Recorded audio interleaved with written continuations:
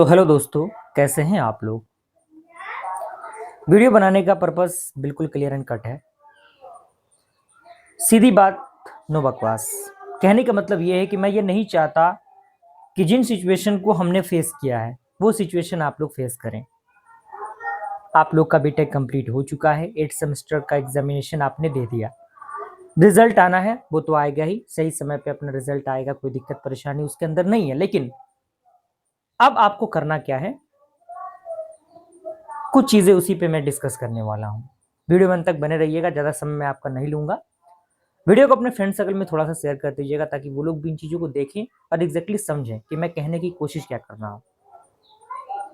दोस्तों, जैसे कि आपको पता है कि आज का जो दौर है कितना ज़्यादा टेक्नोलॉजी हाई लेवल पे बढ़ चुका है। अपने दिल पे हाथ रख के आपने एक सवाल आपसे करना है। आपने 4 साल की इंजीनियरिंग की, 4 साल का बीटेक आपने किया, क्या उस लेवल की पढ़ाई आपने की है? क्या उस लेवल का नॉलेज आपके पास है? क्या आप इंडस्ट्री में सरवाइव कर पाएंगे? आप में से बहुत सारे स्टूडेंट का जवाब होगा नहीं। मैं ये जानता हूं, सबकी बात मैं नहीं कर रहा हूं, बहुत सारे स्टूडेंट ऐसे होंगे। क्यों? क्योंकि उनके पास एक प्रॉपर रोड मैप नहीं था, प्रॉपर एक टारगेट नहीं था, प्रॉपर गोल नहीं था। बस एक था कि बस एग्जाम चल रहा है, कॉलेज चल रहा है, डेली कॉलेज जाओ, रूम पे आओ, जो भी करना है करो, और उसके बाद फिर जब एग्जाम टाइम आए, एग्जाम टाइम में 1-2 दिन पहले पढ़ो और एग्जाम दो, पेपर क्लियर करो। यही है। और मोस्ट ऑफ द केसेस में यही फंडामेंटल सारे इंजीनियर अप्लाई करते हैं। और यही कारण है कि बेरोजगारी की जो रेट है बहुत ज्यादा बढ़ चुकी है।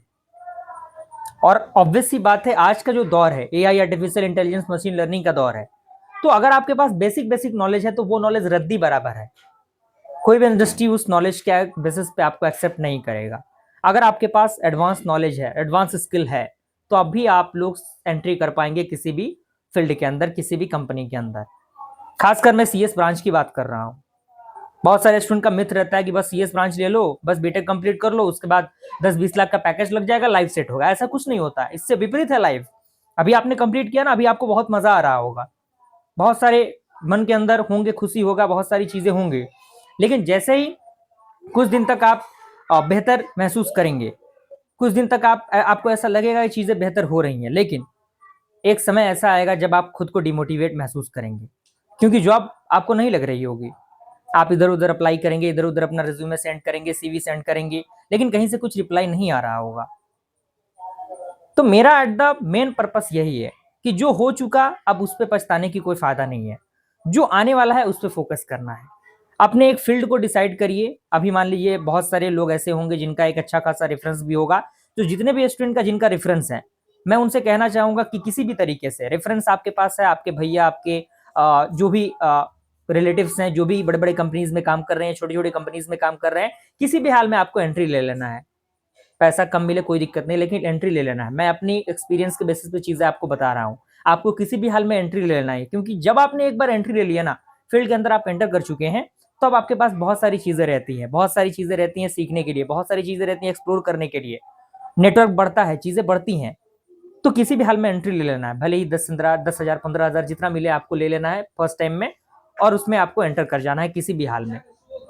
हाथ जोड़िए, पैर पड़िए, जो भी करिए, लेकिन किसी भी हाल में आपको उसके अंदर एंटर ले लेना है और कोशिश करना है कि लग जाए उसके अंदर। ठीक है, पहली चीज यही करनी है। दूसरी चीज, मान लीजिए बहुत सारे स्टूडेंट ऐसे होंगे जिनके पास अभी कुछ स्किल वगैरह नहीं होगा, तो आप 5-6 महीने खुद पे टाइम दीजिए, और खुद पे टाइम इस कदर दीजिए कि आपको बाहरी चीज से कोई मतलब नहीं होना चाहिए। अपने खुद पे फोकस करना है, खुद पे काम करना है, और इस प्रकार से काम करना है कि आपका जो कह सकते हैं नॉलेज है वो काफी बेहतर लेवल पर चला जाए, और उसके बेसिस पे आप कोई बेहतर इंटरव्यू क्रैक कर पाए।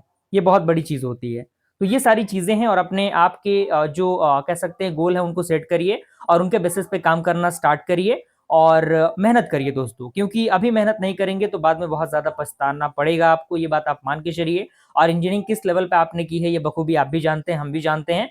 सारे स्टूडेंट की बात मैं नहीं कर रहा हूँ, ऑन एन एवरेज में बात कर रहा हूँ। और यही कारण है कि बेरोजगारी की दर इतनी ज्यादा बढ़ गई है।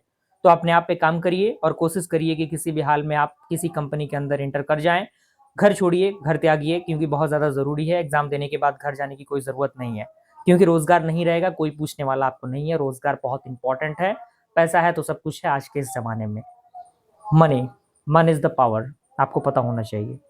तो फोकस करिए, पैसे की तरफ जाइए, कोशिश करिए है कि नहीं। तो चीज़ें बहुत ज़्यादा है बताने के लिए, बहुत ज़्यादा बात करने के लिए है, लेकिन ऑल्दो इतनी ही चीज़ें हैं। किसी भी हाल में आपको किसी कंपनी के अंदर इंटर कर जाना है, जितने भी 8 सेमेस्टर के स्टूडेंट पास आउट हुए हैं, और इंटर कर जाइए, बैंगलोर जाइए, पुणे जाइए, हैदराबाद जाइए, कहीं कहीं जाके अप्लाई करिए, चीज़ों को कोशिश करिए। स्ट्रगल करना पड़ेगा दोस्तों, आपके हाथ में कोई लाके कंपनी नहीं रखेगा। अगर अच्छा खासा रेफरेंस है, तगड़ा रेफरेंस है, तब तो कोई दिक्कत नहीं है, लेकिन रेफरेंस नहीं है तो आपको तो रगड़ना पड़ेगा।